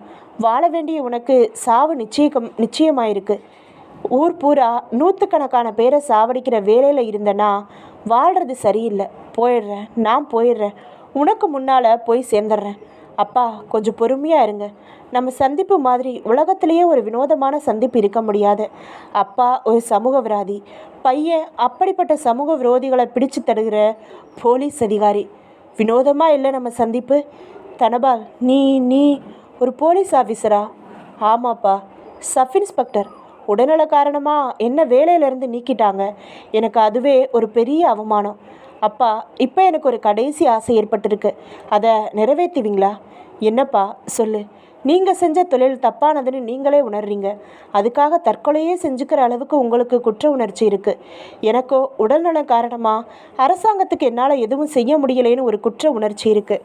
நம்ம 2 பேர் குற்ற உணர்ச்சியும் நீக்க ஒரு யோசனை சொல்லட்டுமா? சொல்லு தனபால், நீ எது சொன்னாலும் நான் கேட்குறேன். கண்டிப்பாக, நிச்சயமாக. பல விதமான சமூக விரோத கும்பல்களுக்கு துணை போகிற நீங்கள் சேர்ந்திருக்கிற ஆயுதம் வியாபாரம் செய்கிற கும்பலை நீங்கள் ஏன் போலீஸ்க்கு காட்டி கொடுக்கக்கூடாது? சங்கரன் அமைதியாக தனபாலின் முகத்தை பார்த்தான். உங்கள் கும்பலை காட்டி கொடுக்க தயங்குறீங்களா? உங்கள் உயிருக்கு எதுவும் ஆகாமல் நான் பாதுகாப்பு கொடுக்க ஏற்பாடு செய்கிறேன். தனபால், என் கடைசி ஆசைன்னு ஒரு வார்த்தை சொன்னியே, அதை நிறைவேற்றுறதை விட என் உயிரே எனக்கு பெருசு. சொல்லுப்பா, நான் என்ன செய்யணும்? நீ சொல்கிறத செய்கிறேன். எனக்கு எல்லாம் தெரியும். எங்கள் கும்பலுக்கு யார் தலைவன், எப்படி வியாபாரம் நடக்குது, இந்தியாவில் இதில் ஈடுபட்டிருக்கிற முக்கியமான புள்ளிங்க யார், இது அத்தனையும் தெரியும். போலீஸில் சரண்டர் ஆகி எல்லாத்தையும் சொல்லிடட்டுமா? அப்போ உனக்கு திருப்தியா? எனக்கு வர்ற தண்டனையை பற்றி எனக்கு கவலை இல்லை. தனபால் நெகிழ்ந்து போய் சங்கரனனை பார்த்தான். தனபால், என் கும்பல் பற்றின அத்தனை விவரங்களையும் ஒரு நோட்டு புஸ்தகத்தில் அப்பப்போ எழுதி ஒரு இடத்துல பத்திரப்படுத்தி வச்சுருக்கேன். என் தலைவன் திடீர்னு என்னை முறைச்சிக்கிட்டா அவனை திரும்ப மிரட்டுறதுக்கு ஒரு துருப்பு சீட்டாக இருக்கட்டும்னு அப்படி ஏற்பாடு செஞ்சு வச்சேன். அதில் என்ன விலைக்கு வாங்குறாங்க, எந்தெந்த காரில் கடத்துகிறாங்கன்னு முழு விவரமும் குறித்து வச்சுருக்கேன். என் மனசில் ஞாபகத்துக்கு வராத சில விவரங்கள் கூட அதில் இருக்குது. அதை எடுத்துக்கிட்டு வந்துடுறேன். அப்புறம் நீ எங்கே யார்கிட்ட சரணடைய சொல்கிறியோ அங்கே சரணடைஞ்சிட்றேன். சரிதானே? சரிப்பா, நீங்கள் செஞ்ச பாவங்களுக்கெல்லாம் அதான்ப்பா சரியான பிராச்சித்தமாக இருக்க முடியும் என்றான் தனபால். நான் ஒரே மணி நேரத்தில் அந்த நோட்டோடு இங்கே வந்துடுறேன் தனபால். சங்கரன் அந்த அறையை விட்டு வெளியேறினான். 2 நிமிடங்கள் அனுமதித்து அதன் பிறகு போர்வையை விலக்கிவிட்டு கட்டிலில் இருந்து இறங்கி நடந்து அறைக்கதவை தாழ்பால் போட்டுவிட்டு பாத்ரூம் கதவை தட்டினான் அந்த இளைஞன். உள்ளே இருந்து டேப் சாதனங்களுடன் வினில்குமாரும் தீப்தியும் வெளியே வந்தார்கள். வினில்குமார் அவன் கையை பற்றி குலுக்கி, ஒரு போலீஸ் ஆஃபீஸருக்கு நடிப்பு திறமையும் அவசியம்னு நிரூபிச்சிட்டிங்க மிஸ்டர் ராஜேந்திரன். Wonderful acting. நாங்களே அசந்துட்டோம். நடிப்பு என்னோடதாக இருந்தாலும் கதை வசனம் டைரக்டர் நீங்கள் தானே சார். சொன்னபடி செஞ்சேன். உங்கள் அப்ரோச்சே வித்தியாசமாக இருக்குது. எஸ், குற்றவாளிகளும் மனுஷங்க தான். அவங்களுக்குள்ளேயும் சென்டிமெண்ட்ஸ் மிச்சம் இருக்குது. முழு நேர குற்றவாளின்னு எவனும் கிடையாது. அதனால தான் ஜெயிலுக்கு ஆயுத குற்றங்களில் சம்மந்தப்பட்ட உள்ளே போனவங்க லிஸ்ட்டு கேட்டேன். அதில் முதல் கட்டமாக மெட்ராஸ் சென்ட்ரல் ஜெயிலில் இருந்தவங்களே எடுத்துக்கிட்டேன். அவங்க இப்போ என்ன செய்கிறாங்கன்னு விசாரிக்க சொன்னேன். பல பேர் திருந்தி வேறு தொழிலுக்கு போயிட்டாங்க. தகவல் தெரியாத அங்கே அவன் இருந்த காலத்தில் கூட இருந்த மற்ற கைதிகளை எல்லாம் பொறுமையாக விசாரித்தேன். அவனோட பின் கதை கிடச்சிது. 10 வயசில் ஒரு பையன் ஓடிப்போனதா அந்த சோகத்தில் இந்த தொழிலுக்கு வந்ததை அவன் பல பேர்கிட்ட புலம்பி இருக்கான். அதை வச்சு தீர்மானித்தேன். நியூட்டன் உங்களை செலக்ட் பண்ணி நடிப்புக்கு அனுப்பி வச்சாரு. நான் எதிர்பார்த்த மாதிரியே இந்த சங்கரன் அந்த நெட்வொர்க்கில் இருக்கிறதோட பாச தூண்டிலும் கரெக்டாக மாட்டு. ஒரு பெரிய நெட்வொர்க்கோட அத்தனை தகவலும் இன்னும் கொஞ்ச நேரத்தில் லட்டு மாதிரி நம்ம கைக்கு கிடைக்க போகுது என்றான் வினில்குமார் சற்று பெருமிதத்துடன். தீப்தி உச்சி கொட்டி, சார், ஏதோ ஒர்க் அவுட் ஆகிடுச்சுன்னு பேசுகிறீங்க, ஆனால் இது கொக்கு தலையில் வெண்ணெய் வைக்கிற சுத்து வழி தான். எனக்கு இந்த அப்ரோச்சில் உடன்பாடே இல்லை. சீனியர் சொல்கிறத கேட்டாகணும்னு வேறு வழி இல்லாமல் ஒத்துழைச்சேன் என்றார். This is a long shot. உனக்கு அதெல்லாம் புரிய இன்னும் வயசு வேணும், அனுபவம் வேணும். எல்லா கேஸ்லையும் தடாலடி காமிச்சிக்கிட்டு இருக்கக்கூடாது. அனாவசியமாக எதுக்கு 2 பேரும் சண்டை போட்டுக்கிறீங்க? இது வரைக்கும் சங்கரன் என்ன அவன் பையன்னு நம்பிட்டான். உணர்ச்சி வசப்பட்டு சரண்டராக ஒத்துக்கிட்டான். அந்த அவனோட துருப்புச்சீட்டோட மறுபடியும் திரும்பி வருவானா என்றான் ராஜேந்திரன். நிச்சயமாக வருவான். ஒருவேளை திடீர்னு இந்த செட்டப் மேலே சந்தேகம் வந்து திரும்பி வராமல் போயிட்டான்னா, எதுக்கும் அவனை ஃபாலோ பண்ணி அவன் எங்கே போகிறான் என்ன செய்கிறான்னு கண்காணிக்க ஆள் ஏற்பாடு செஞ்சுருக்கலாம். மிஸ்டர் ராஜேந்திரன், இது அரிச்சுவடியான விஷயம். இதை நான் செய்யாமல் விடுவேனா? உங்கள் தலைவர் நியூட்டன் இப்போ சங்கரனை நிழல் மாதிரி ஃபாலோ பண்ணிக்கிட்டு இருப்பார் என்றான் வினில்குமார். கிரேட் என்றான் ராஜேந்திரன். என்ன என்ன கிரேட்டா? காஃபி சாப்பிடலாமா? 1 மணி நேரமாக பாத்ரூமில் உட்கார்ந்துருந்தது, தலை வலிக்குது என்றாள் திருப்தி. பகுதி 8. சங்கரன் ஆஸ்பத்திரியை விட்டு வெளியே வந்ததும் நடந்து அருகில் இருந்த ஒரு ஹோட்டலுக்கு சென்று உட்கார்ந்து 2 இட்லி, 1 வடை, அப்புறம் 1 நெய் ரோஸ்ட் என்று விட்டு காத்திருந்தான். முண்டாசு கட்டி முரட்டு மீசை வைத்து லுங்கி பனியனுடன் இருந்த நியூட்டன் 4 மேஜைகள் தள்ளி அமர்ந்து 1 செட் பூரியும் காஃபியும் என்றார் அவனை பார்த்து கொண்டே. தனது மோட்டார் பைக்கை நிறுத்தி இறங்கின நாதன் என்னும் அந்த தாடி இளைஞன் பப்ளிக் பூத் சென்றான். கதவை சாத்தி கொண்டு எண்ணெய் சுழற்றி 1 ரூபாய் நாணயம் போட்டான். ஹலோ, உதயா ஃபர்னிச்சர் மார்ட். முதலாளிகிட்ட பேசணும், கனெக்ஷன் கொடுமா. சில வினாடிகளில் ஹலோ, கார்த்திகேயன் பேசுகிறேன். யார்? வணக்கம் முதலாளி, நாதன் பேசுகிறேன். அடையாறிலேருந்து பேசுகிறேன். சொல்லு. நீங்கள் சந்தேகப்பட்டது சரியாக போச்சுங்க முதலாளி. அந்த பேப்பர் விளம்பரம் போலி. நம்ம சங்கரனை வலை வீசி இழுக்க போலீஸ் செஞ்ச ஏற்பாடு. தனபாலுங்கிற பேரில் இங்கே ஆஸ்பத்திரியில் படுத்து கிடந்து பேசுனது ஒரு போலீஸ் அதிகாரி. சபாஸ், பேப்பரை பார்த்ததுமே எனக்கு பொறி தட்டிடுச்சு. தனபாலுங்கிறது நம்ம சங்கரனோட ஓடிப்போன பயலாச்சேன்னு நினைப்பு வந்தது. அதனால தான் சங்கரனுக்கு தெரியாமல் அவனை தொடர சொன்னேன். நம்ம எல்லாருக்கும் வேட்டு வைக்கிற அளவுக்கு வந்துட்டான் நம்ம தாத்தா. என்னடா சொல்கிற? விரிவாக எல்லாம் சொன்னா அந்த நாதன். என்னது, சந்தர்ப்பம் வந்தா என்ன மிரட்டுறதுக்காக துருப்புச்சீட்டா? எல்லா விவரமும் எழுதி பத்திரப்படுத்தியிருக்கானா? ஆமாம், அப்படி தான் சொன்னான். உள்ளே அவங்க 2 பேரும் பேசுனதை நான் மைக் வச்சு துப்புரவாக ஒட்டு கேட்டேன் முதலாளி. நர்ஸுக்கு 100 ரூபாய் தள்ளி காலையிலேயே மைக்கை ஒழிச்சு வச்சுட்டேன். நான் பொய் சொல்லலை, நம்புங்க. உன்னை நம்புகிறேன் நாதன். சங்கரன் நமக்கு துரோகம் செய்ய முடிவு செஞ்சிட்டானா? ஆமாங்க, ரொம்ப ரொம்ப தப்பாச்சே. அந்த துருப்புச்சீட்டை தூக்கி அவங்க கையில் தரப்போகிறானாமா. ராஸ்கல், எங்கே இருக்கான் இப்போ அவன்? பக்கத்தில் ஒரு ஹோட்டலில் டிஃபன் சாப்பிட்டுக்கிட்டு இருக்கான். அப்படியா? நமக்கு துரோகம் செய்ய நினச்சாலே அந்த ஆளை உடனே மேலே அனுப்பி வச்சிடுறது தான் வழக்கநாதன். ஓ, பேக்கெட்டில் என்ன இருக்குது? சைனைடு தடவின கத்தி தயாராக இருக்குது சார். நீங்கள் உத்தரவு கொடுத்தீங்கன்னா. இன்னும் என்ன உத்தரவு கொடுக்கறது? அவன் இப்போ சாப்பிட்ட டிஃபன் தான் கடைசி டிஃபனாக இருக்கணும். கச்சிதமாக சாமர்த்தியமாக முடிச்சுட்டு மாட்டிக்காமல் வந்துடு. என்ன? சரி சார். நாதன் ஃபோனை வைத்துவிட்டு பேக்கெட்டை தொட்டு பார்த்து கொண்டு நடந்தான். ஒரு பபுல்காமை வாயில் போட்டு மென்று கொண்டு அந்த சாலையில் ஒரு மறைவான இடம் தேட துவங்கினான். ஹோட்டலில் சாப்பிட்டு முடித்து வெளியே வந்து ஒரு ஆட்டோ பிடித்தான் சங்கரன். இத்தனை வருடம் கழித்து என் மகனை இந்த நிலையிலா நான் சந்திக்க வேண்டும்? அதிலும் அவன் நிலைக்கு நானுமா காரணமாக இருந்திருக்க வேண்டும்? சரி, அவன் கடைசி விருப்பத்தையாவது நிறைவேற்றும் வாய்ப்பு கிடைத்திருக்கிறதே. என்ன ஒரு கொடுமை! இவனைப் போல் எத்தனையோ பேரின் வாழ்க்கைகளை நாசம் செய்ய நானும் உடந்தையாக இருந்திருக்கிறேனே. என் மகன் சொன்னது போல இதுக்கெல்லாம் பிராச்சித்தம் அந்த விவரங்கள் அடங்கிய நோட்டுடன் தனபால் சொல்லும் அதிகாரியிடம் சரணடைவதுதான். அதன் மூலம் என் கும்பல் முழுக்க பிடிபடட்டும்.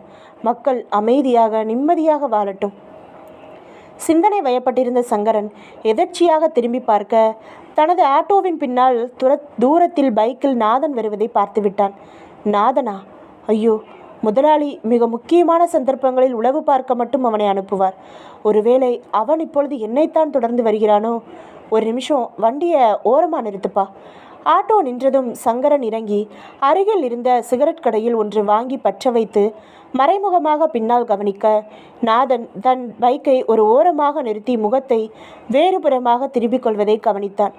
கடவுளே, சந்தேகமே இல்லை, நாதன் என்னைத்தான் தொடர்ந்து வருகிறான். சங்கரன் பாய்ந்து மறுபடியும் ஆட்டோவில் ஏறி வேகமா போப்பா என்றான். நாதனின் பைக் தொடர்ந்தது. சங்கரனின் ஆட்டோவை மட்டும் குறிவைத்து மற்றொரு ஆட்டோவும் தொடர்ந்து கொண்டிருந்தது. அதில் நியூட்டன் இருந்தார். அவர் பார்வையில் நாதனின் பைக் சாலையில் செல்லும் எத்தனையோ வாகனங்களில் ஒன்று. சங்கரன் சற்று பதட்டம் காட்டி, ஒரு துண்டு பேப்பர் இருக்காப்பா, கொடு, பேனாவும் கொடு என்றான் தன் ஆட்டோ டிரைவரிடம். பெட்ரோல் பில் போதுங்களா என்று அதையும் பேனாவையும் நீட்டினான். வண்டியை ஓட்டிக்கொண்டே டிரைவர் வாங்கி தன் தொடையில் வைத்து அவசரமாக எதையோ எழுத துவங்கினான் சங்கரன். பகுதி 9. நியூட்டனுக்கு மாபெரும் எரிச்சல் தரும் விஷயம் மீண்டும் நிகழ்ந்தது. சங்கரனின் ஆட்டோவும் வேறு சில வாகனங்களும் அந்த டிராஃபிக் சிக்னலை கடந்து நேரே செல்ல, இவரின் ஆட்டோவும் அதற்கு முந்தின சில வாகனங்களும் கிரீச் என்று பிரேக் போட்டு நிறுத்த வேண்டிய அவசியத்தை சிவப்பு விளக்கு ஏற்படுத்தியது. யூனிஃபார்மில் இருந்தால் கூட பரவாயில்லை, தன் வண்டியை மட்டும் முன்னால் போகச் சொல்லலாம். இருப்பதோ மாறு வேடத்தில். டிராஃபிக் கான்ஸ்டபிளிடம் விலக்கி அடையாள அட்டையை காட்டி புறப்படும் முன் விடிந்துவிடும். நியூட்டன் நகம் கடித்து காத்திருந்தார். பச்சை அம்புக்குறி வந்ததும் வாகனங்கள் சீறின. பிரசவத்திற்கு இலவசம் என்று பின்புறம் எழுதப்பட்ட சங்கரன் சென்ற ஆட்டோவை தேடினார். அவர் முகத்தில் ஏமாற்ற ரேகைகள் படிந்தன. அந்த ஆட்டோவின் எண்கள் அவருக்கு மனப்பாடம். ஆனால் அந்த ஆட்டோவை காணவில்லையே. வரிசையாக இடது வலது புறங்களில் சாலைகள் பிரிந்தன. இதில் எதில் திரும்பினான்? இல்லை நேராக சென்றானா? இப்பொழுது நேராக சென்று பார்ப்பதா, இல்லை உத்தேசமாக ஏதாவது ஒரு சாலையில் திரும்புவதா? குழம்பி போன நியூட்டன் உடனே முடிவெடுத்தார். உடனே ஒரு டிராஃபிக் சார்ஜெண்டை வழிமறித்து வயர்லெஸில் ஆட்டோ நம்பரை மற்ற சார்ஜெண்டுகளுக்கு சொல்லி எங்கே கிடக்கிறது என்று விசாரித்து சொல்வதுதான் உத்தமம். நியூட்டன் தன் ஆட்டோவை நிறுத்த சொல்லி இறங்கின இடம் ராஜா அண்ணாமலைபுரம்.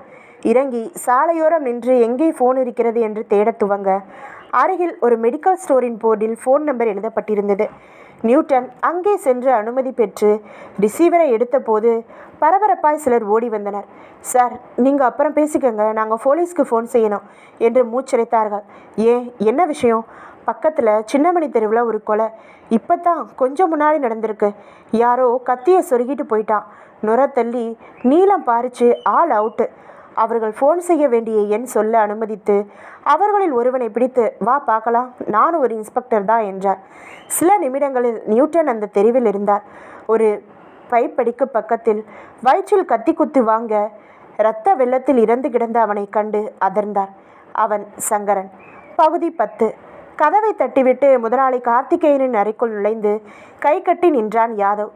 டச் அவுட் ஹோட்டல் ரூமை காலி பண்ணிட்டியா? பண்ணிட்டேன் சார். உன்னை அடையாளம் காற்ற எதுவும் அங்கே இல்லையே? இல்லை சார், நான் 3 நாளாக ரூமை விட்டு வெளியிலேயே வரல சார். அவங்களுக்கு நான் இருக்கிறது தெரியவே தெரியாது. முட்டாள், நீ இருக்கிறது தெரியாமல் இருக்கலாம். யாரோ ஒட்டு கேட்டு இருக்காங்கன்னு தெரிஞ்சிருக்கு. அதனால தான் பேப்பரில் விளம்பரம் கொடுத்து சங்கரனை பிடிக்க போட்ட பிளானை பற்றி அவங்க அந்த ரூமில் பேசலை. கரெக்டு சார், அவங்க எச்சரிக்கை ஆயிட்டாங்க. அதனால தான் இதுக்கும் மேலே அவங்க பக்கத்திலே இருந்து வேவு பார்க்குறது தப்புன்னு நினச்சி உன்னை காலி பண்ணிட்டு வர சொன்னேன். சரி சார். நாதனை பார்த்தியா? பார்த்தேன் சார். சங்கரனை தீர்த்துட்டதா சொன்னான். காரணம் சொல்லலை, உங்கள் உத்தரவுன்னு சொன்னான். மேலே கேட்டுக்கலண்ணா. அந்த நாய் துரோகம் செய்ய பார்த்தது. என்ன மடக்க ஒரு துருப்புச்சீட்டு தயாரிச்சதான் அது. அதாவது நம்ம தொழில் ரகசியம் பூரா ஒரு நோட்டில் எழுதி வச்சுருக்கானா. நீயும் அவனும் தங்கியிருக்கிற வீட்டில் தான் வச்சுருப்பான். நீ போய் அதை தேடி எடுத்துக்கிட்டு வா என்கிட்ட. இன்றைக்கே அந்த வீட்டை காலி பண்ணிடு. போலீஸுக்கும் கொஞ்சம் கூட இடத்தர வேணாம். அந்த நாதனை 10 நாளைக்கு வெளியூர் போக சொல்லியிருக்கேன். நம்ம ஆப்ரேஷனை 1 வாரத்துக்கு நிறுத்தி வைக்க சொல்லியிருக்கேன். புரிஞ்சதா? புரிஞ்சது சார். போய் அந்த நோட்டோட வா. என்ன தான் எழுதி வச்சுருக்கான்? அமரன் சங்கரன்னு படித்து பார்க்கலாம் என்றான் கார்த்திகேயன். சரி சார் என்று புறப்பட்டான் யாதவ். பகுதி 11. நியூட்டனின் அலுவலக தனியறையில் வினில்குமாரும் தீப்தியும் அமர்ந்திருக்க, நியூட்டன் ஃபோனில் கொஞ்சம் சீக்கிரம் ஆகட்டும் என்று சொல்லி வைத்தார். எனக்கு நேரம் சரியில்லைன்னு நினைக்கிற வினில்குமார், மறுபடியும் கோட்டை விட்டுட்டேன் பாருங்க என்றார் கவலையுடன். சார், நடந்ததை பேசுகிறத எனக்கு எப்போவுமே பிடிக்கிறதில்ல. நாம் கரெக்டாக தான் பிளான் பண்ணோம். நம்ம எதிரி நம்மளை விட இன்னும் கரெக்டாக பிளான் பண்ணிட்டான். இப்போது அவனை விட இன்னும் கரெக்டாக பிளான் பண்ணுறது எப்படின்னு பார்க்குற வேலையை செய்யலாம். தீப்தி, அந்த டேப்பை போடு. நம்ம ஆஃபீஸர் ராஜேந்திரனோட சங்கரன் பேசினது எல்லாம் ஒரு தடவை அமைதியாக கேட்டு பார்க்கலாம். அந்த கும்பலை பற்றி, அவன் தங்கியிருந்த இடத்த பற்றி ஏதாவது க்ளூ தெரியுதான்னு பார்ப்போம். அதுக்குள்ளே உங்கள் ராஜேந்திரன் சங்கரன் போன ஆட்டோவை கண்டுபிடிச்சு அந்த டிரைவரை கூட்டிகிட்டு வந்துடுவாரான்னு பார்க்கலாம் என்று வினில்குமாரின் குரலில் லேசான கிண்டல் இருந்தது. Sir, we may miss but not forever என்றார் நியூட்டன் சூடாக. Cool down sir. நீங்கள் கோட்டை விட்டது ஒரு நபரை இல்லை, ஒட்டு மொத்தமாக ஒரு சதிகார கும்பலை. சங்கரன் உயிர் போனதால் நமக்கு அவன் தர இருந்த தகவல் போச்சு. அதனால் அந்த நெட்வொர்க் முழுக்க உடைகிற அருமையான வாய்ப்பு போச்சு. இதெல்லாம் நினச்சி பார்த்தா என் ஆத்திரம் நியாயமானதுன்னு நீங்கள் உணர்வீங்க என்றார் வினில்குமார். நமக்குள்ள ஈகோ கிளாஸ் இப்போ தேவையா என்றாள் Deepti. Shut up, you are junior என்ற வினில்குமார் சங்கரனோடு போஸ்ட்மார்ட்டம் ரிப்போர்ட் ரெடியான உடனே இங்கே அனுப்ப சொல்லி ஏற்பாடு செஞ்சிட்டிங்களா நியூட்டன் என்றார். எஸ், இப்போ போஸ்ட்மார்ட்டம் நடந்துக்கிட்டு இருக்கோம். அவர் உடைகளில் அவரை பற்றி எந்த தகவலும் இல்லைங்கிறது நம்ம மைனஸ் பாயிண்ட்ஸில் ஒன்று. குற்றவாளிகள் எல்லாரும் விசிட்டிங் கார்டு அடித்து பேக்கெட்டில் வச்சுக்கிட்டு அலைவாங்கங்கிறது உங்கள் எதிர்பார்ப்பா மை டியர் சீனியர் சார் என்றால் தீப்தி நக்கலாக. லிஷன் என்று டேப்பின் பட்டனை தட்டினான் வினில். சங்கரன் ராஜேந்திரனின் ஸ்பெஷல் வார்டு அறைக்குள் நுழைந்ததும் பேச துவங்கியதிலிருந்து டேப் துவங்கியது. வினில்குமார் கண்மூடி கவனிக்க துவங்க தீப்தி அசிரத்தையாக மேஜை மேல் இருந்த பேப்பர் வெயிட்டின் குறுக்கும் நெடுக்கும் உழவிக்கொண்டே கேட்க துவங்கினார் நியூட்டன். சங்கரன் புறப்பட்டு போகும் வரை மொத்த உரையாடல்களையும் கேட்டு முடித்ததும் உதட்டை பிதுக்கினான் வினில்குமார். தன் கும்பல் தலைவன் அது இதுன்னு பேசியிருக்கானே ஒழிய அது யாரு என்னன்னு ஒரு ஹிண்ட்டு கூட இல்லை. There is only one nonce now. என்ன அது? சங்கரனை கொலை செஞ்சவனை எப்பாடுபட்டாவது கண்டுபிடிச்சு அவன்கிட்ட இருந்து பூரா உண்மைகளையும் கறக்க வேண்டியது தான். மறுபடியும் கொக்கு தலையில் வெண்ண என்ற தீப்தியை உஷ்ணமாக முறைத்த Vinilkumar, this is the limit my girl, அப்புறம் நான் பொல்லாதவனாக இருப்பேன் என்றான். அரை கதவு தட்டப்பட்டு ராஜேந்திரன் உள்ளே வந்தார். சார், அந்த சங்கரன் பிரயாணம் செஞ்ச ஆட்டோ டிரைவரை கண்டுபிடிச்சு அந்த டிரைவரை கூப்பிட்டுட்டு வந்திருக்கேன். கங்க்ராஸ் என்ற நியூட்டன் வினில்குமாரை ஒரு பார்வை பார்த்துட்டு உள்ளே வர சொல்லுங்க முதல்ல என்றார். அந்த ஆட்டோ டிரைவர் ஏதோ தானே குற்றம் செஞ்சிட்டவன் போல நடுங்கிக்கிட்டே உள்ளே வந்தார். உன் பேர் என்னப்பா? முத்து. உன் ஆட்டோவில் ஏறின சங்கன்கிற ஆள் கொலை செய்யப்பட்டது உனக்கு தெரியுமா?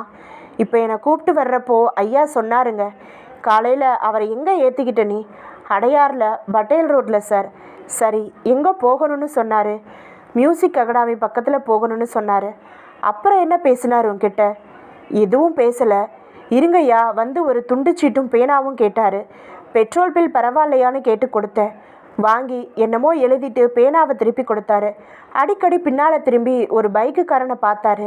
அப்புறம் ராஜா அண்ணாமலைபுரம் தாண்டுற சமயம் நிறுத்து இறங்கிக்கிறேன்னு சொல்லி ஓட்டமாக ஒரு சந்துக்குள்ளே ஓடினார். அந்த பைக்குக்காரனும் அந்த சந்துக்குள்ளே பைக்கை திருப்பினான். நான் நேராக போயிட்டேன். அதுக்கப்புறம் எனக்கு தெரியவும் தெரியாது சார். உன்கிட்ட சீட்டு வாங்கி அதில் என்ன எழுதினாரு? தெரியலையே சார். நான் முன்பக்கம் பார்த்துல ஓட்டுறேன். கையில் ஏதாச்சும் வச்சுருந்தாரா? தந்தி பேப்பர் வச்சுருந்தாரு. இறங்குற அவசரத்தில் அதை வண்டியிலேயே போட்டுட்டாரு. வினில்குமார் உடனே எழுந்து அந்த தந்தி பேப்பருங்க கீழே நிறுத்தி இருக்கிற ஆட்டோவில் சொருகி வச்சுருக்கேன். கமான் குவிக், எடுத்துகிட்டு வாத. அந்த டிரைவர் வேகமாக சென்று எடுத்து வந்ததும் அந்த பேப்பரை புரட்டி பார்த்தான். அதன் முதல் பக்க தலைப்பில் இருந்த வெற்று வெள்ளை பகுதியில் ஒரு ரப்பர் ஸ்டாம்ப் முத்திரை இருந்தது. மாதவன் புக் ஸ்டால் 17, தேவநாயன் தெரு, Mylapore. This is a route. இந்த புக் ஸ்டாலில் அந்த சங்கரன் ரெகுலராக வாங்குறவனா இருந்தால் அந்த கடைக்காரனுக்கு அவன் வீடு தெரியலாம்.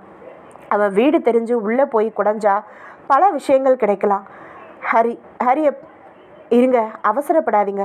ஆட்டோ டிரைவர்கிட்ட பெட்ரோல் பில்லும் பேனாவும் வாங்கி அதில் என்னவோ எழுதியிருக்கான் சங்கரன். அதில் என்ன எழுதுனா? யார்கிட்ட கொடுத்தான்?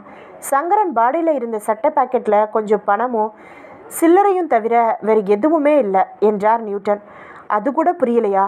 கொலை செஞ்சவன் சங்கரன் பையிலிருந்து பணம் தவிர மற்ற அத்தனை காகிதங்களையும் உருவிக்கிட்டு போயிருப்பான். இப்போ அந்த சீட்டு முக்கியம் இல்லை. எனக்கு ஒரு கார் ஏற்பாடு பண்ணுங்க. நான் இந்த மாதவன் புக் ஸ்டால் போகணும். ஓகே என்ற போது டெலிஃபோன் ஒலித்து நியூட்டன் எடுத்தார்.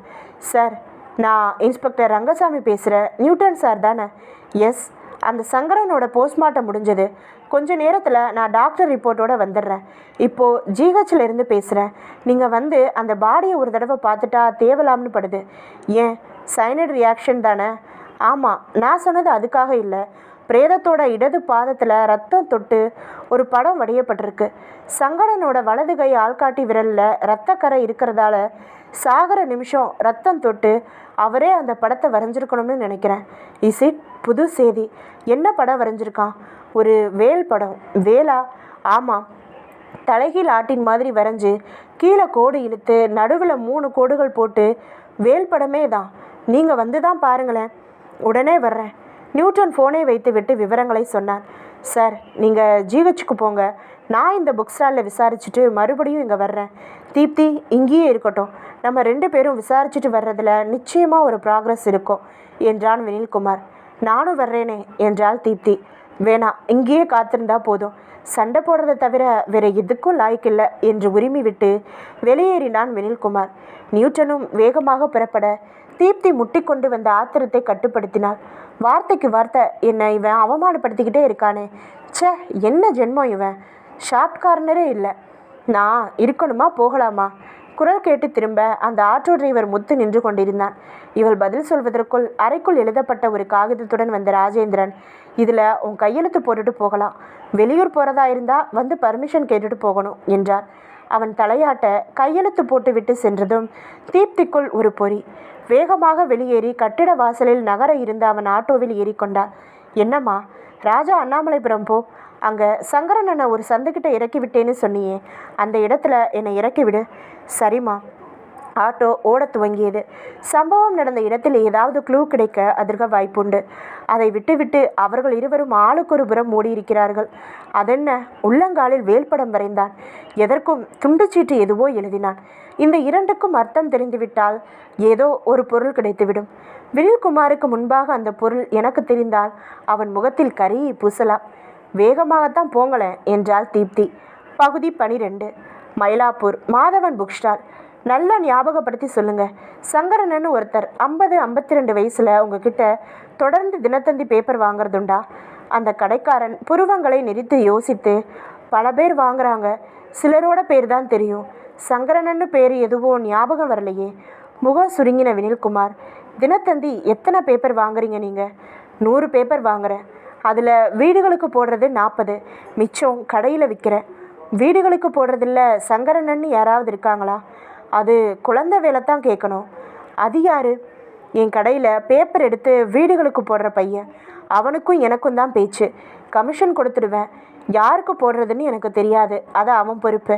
அவனை வேணும்னா விசாரிச்சு பாருங்க. எங்கே இருக்கான் அவன்? இப்படி உட்காருங்க. எம்இஎஸ் பில் கட்டிட்டு வாடான்னு நான் தான் அனுப்பினேன். இப்போ வந்துடுவான். போய் நேரமாச்சு, உட்காருங்க. வினில்குமார் அந்த ஸ்டூலை கைக்குட்டையால் தட்டிவிட்டு அமர்ந்தான். காத்திருந்தான். இந்த சந்தில் தாம்மா அவர் இறங்கி ஓடினார். அந்த பைக்காரனும் பின்னாடியே பைக்கில் துரத்துனாரு. அது என்ன பைக்? அந்த ஆஃபீஸர் முழுக்க விசாரிச்சிட்டாருமா. என்னை கூட்டிகிட்டு வர்ற வழியில் நீங்கள் வேற கேட்டால் எப்படி? நான் பைக் நம்பரை பார்க்கல. அந்த ஆள் ஒல்லியாக இருந்தான், தாடி வச்சுருந்தான். இந்த 2 அடையாளம் தவிர வேறு எதுவும் எனக்கு தென்படலை. சரி, நான் இறங்கிக்கிறேன், நீங்கள் போகலாம். தீப்தி இறங்கி கொண்டவள் விசாரித்தாள். அது ராஜா தம்பி தெருவான். கொலை நடந்த சின்னமணி தெருவுக்கு 4 தெருகள் தள்ளியாம். இதன் உள் வழிகளில் அந்த தெருவுக்கு வரலாமாம். இந்த தெருவுக்குள் நுழைந்து கொலை நடந்த சின்னமணி தெருவுக்கு வர வேண்டும் என்றால் எப்படி வர வேண்டும் என்று விவரமாக விசாரித்து கொண்டு மெதுவாக நடந்தாள் தீப்தி. 2 வளைவுகள் நடந்ததும் ஒரு கோவில். கோவிலை பார்த்ததும் நின்றாள். சிறிய கோவில். ஓம் முருகா என்று நியான் லைட்டில் எழுதியிருப்பதை பார்த்தாள். நியூட்டனின் ஃபோனில் வந்த செய்தி என்ன? சங்கரன் தன் இடது உள்ளங்காலில் வேல் வரைந்திருந்தான். வேல், முருகன் கோவில். முருகன் கோவில், வேல். இந்த கோவிலை கடந்துதான் சங்கரன் ஓடி இருக்கிறான். எனில் இந்த கோவிலில் ஏதோ விஷயம் இருக்கிறது. தன் செருப்புகளை ஓரமாக கழற்றி போட்டுவிட்டு அந்த சிறிய முருகன் கோவிலுக்குள் சென்றாள்.